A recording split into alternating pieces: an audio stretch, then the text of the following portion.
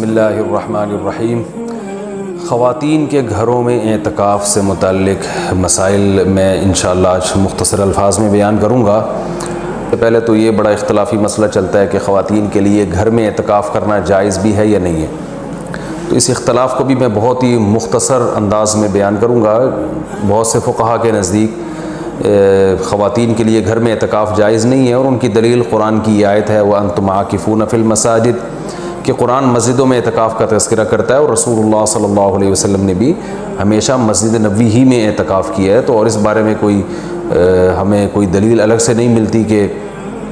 عورت جو ہے وہ گھر میں اعتکاف کرے گی اور مسجد میں اعتکاف اس کے لیے جائز نہیں ہے، ایسی کوئی دلیل نہیں ملتی۔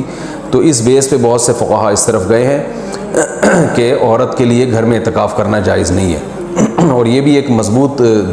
مذہب ہے، اس کو بالکل کالعدم قرار دینا ٹھیک نہیں ہے۔ لیکن حنفیہ اس طرف گئے ہیں، جو فقہائے حنفیہ ہیں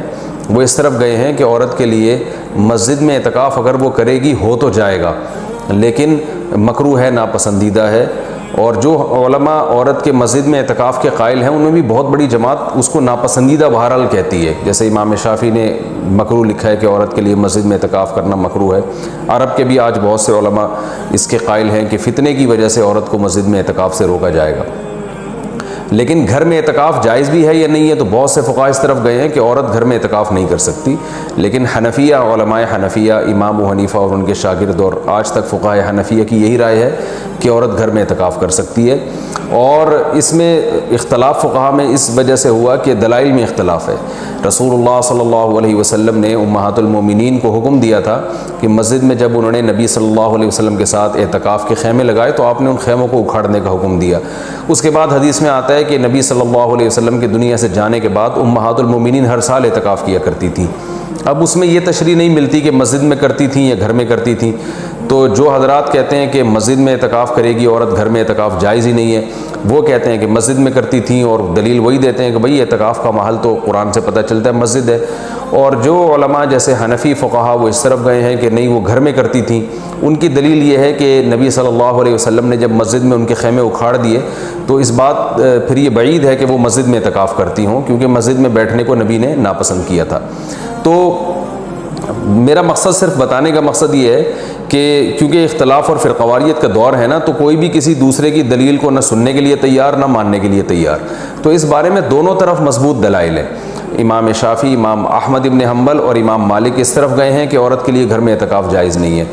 اور مسجد میں اعتکاف کرنا ہے یا نہیں کرنا، تو اس پر تو سب کا اتفاق ہے کہ ہو جائے گا، لیکن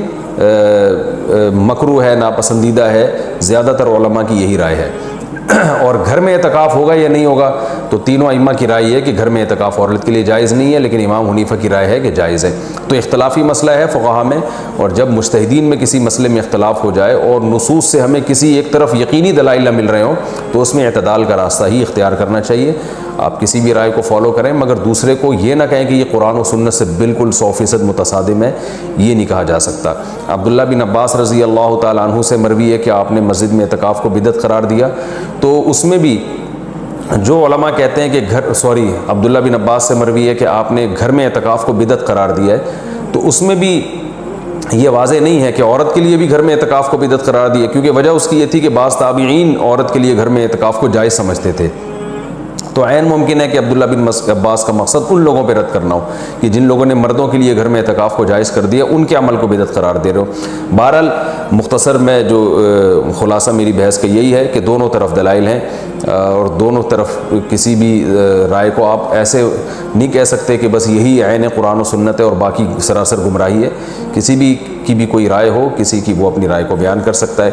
تو ہمارے ہاں بر صغیر میں چونکہ فقہ حنفی کو فالو کیا جاتا ہے، تو اس لیے خواتین مسجدوں میں گھر میں بہت بڑی تعداد میں اعتکاف کرتی ہیں، تو اس لیے میں نے سوچا کہ میں گھر میں جو خواتین اعتکاف کریں گی ان کے مسائل میں بیان کر دوں، کیونکہ بہت زیادہ اس بارے میں سوالات پوچھے جاتے ہیں۔ جو خواتین گھر میں اعتکاف کریں گی وہ گھر میں ایک مخصوص کمرے کو جس میں عام طور پہ وہ نماز پڑھتی ہیں وہ خاص کر دیں، کیونکہ بہت سی خواتین یہ پوچھتی ہیں کہ ہم پورا گھر ہی اگر فرض کر لیں اعتکاف میں، تو میں ان سے کہتا ہوں پھر پورا محلہ ہی فرض کر لیں، تو اس میں کیا جا رہا ہے؟ تو ایسا نہیں ہوتا کہ پورا گھر یا پورا محلہ، اعتکاف کا ایک خاص مقصد ہوا کرتا ہے، وہ مقصد پورا گھر کو متعین کرنے سے حاصل نہیں ہوگا۔ تو ایک مخصوص کمرہ اپنے لیے متعین کر لیں، اور وہ کمرہ جس میں عام طور پہ وہ نماز پڑھتی ہیں۔ پھر اعتکاف کے مسائل وہی ہیں کہ اعتکاف کی حالت میں بلا ضرورت شدیدہ اس جگہ سے باہر نہیں جا سکتی، جو انسان کے ضروری حاجات ہیں ان کے لیے جا سکتی ہیں، قضائے حاجت کے لیے گھر سے اس کمرے سے باہر نکل سکتی ہیں، کھانا لینے کے لیے، جیسے کھانا پہنچانے والا کوئی نہیں ہے تو کھانا لینے کے لیے بھی جا سکتی ہیں، اگر کھانا پکانے والا کوئی نہ ہو یا ہو مگر وہ پکانے کے لیے تیار نہ ہو تو کھانا پکانے کے لیے کچن میں بھی جا سکتی ہیں، پکائیں اور واپس اپنے کمرے میں لا کے کھائیں۔ اس کمرے میں جو شادی شدہ خواتین ہیں وہ شوہر بھی آ سکتا ہے اس کمرے میں، لیکن وہ خود باہر نہیں جا سکتی، لیکن میاں بیوی کے جو ازدواجی تعلقات ہوتے ہیں وہ اعتکاف کے دوران بالکل ناجائز ہیں، ان سے اعتکاف ٹوٹ جائے گا۔ تو اور بھی کوئی محرم رشتہ دار وہ اس کمرے میں ان سے آ کے ملاقات کر سکتے ہیں، بات چیت کر سکتے ہیں، لیکن وہ بلا ضرورت شدیدہ اس کمرے سے باہر نہیں جا سکتی، کمرے میں رہنا پڑے گا ان کو، اور اس میں وہ بات چیت بھی کر سکتی ہیں، اپنا کوئی دنیا کا کام بھی کر سکتی ہیں، کوئی سلائی کڑھائی بھی کر سکتی ہیں۔ اور اصل میں اعتکاف نام ہوتا ہے اپنے آپ کو باؤنڈ کر لینے کا، تو اللہ کے لیے آپ نے اپنے آپ کو باؤنڈ کر لیا ہے۔ اصل حکم تو یہی ہے کہ مسجدوں میں باؤنڈ کیا جائے، لیکن میں نے بتایا کہ اختلافی مسئلہ ہے، اس میں بعض فقہاء اس کے قائل ہیں کہ مسجدوں میں جانا چونکہ فتنے کا سبب ہے، اب عورت کو اگر اعتکاف کی اجازت نہ دی جائے تو وہ ہمیشہ کے لیے اعتکاف سے محروم ہو جائے گی،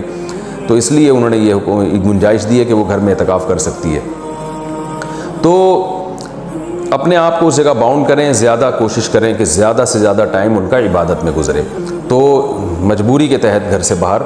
اس کمرے سے باہر نکلا جا سکتا ہے، اور اس کمرے میں کوئی بھی جا کے جو بھی محرم ہے ان کے پاس بیٹھ سکتا ہے، بات چیت کر سکتا ہے، بچے بھی آ سکتے ہیں وہاں پہ، ان بچوں کی کوئی خدمت کرنی ہو، جیسے ان کو کھلانا ہو، ان کو پڑھانا ہو، وہ اس کمرے میں بیٹھ کے خواتین کر سکتی ہیں جو اعتکاف میں بیٹھی ہوئی ہیں۔ اچھا، روزہ اعتکاف کے ساتھ ضروری ہے، اگر روزہ ٹوٹ گیا تو اعتکاف بھی ٹوٹ جائے گا۔ سنت اعتکاف کے لیے طہارت بھی شرط ہے، کیونکہ اس میں روزہ ضروری ہے سنت اعتکاف کے لیے۔ اور خوشبو کا استعمال کر سکتی ہیں اس دوران، اور جو ہے وہ کسی عالم کے بیان سن سکتی ہیں، کوئی دینی کلاسز لے سکتی ہیں، اور اس میں جو ہے وہ فون پہ بات کر سکتی ہیں، تو یہ تمام چیزیں جائز ہیں۔ لیکن اعتکاف کا پورا مقصد جبھی حاصل ہوگا جب عبادت زیادہ سے زیادہ کی جائے، لہذا خواتین جو بھی گھر میں اعتکاف کریں گی ان کو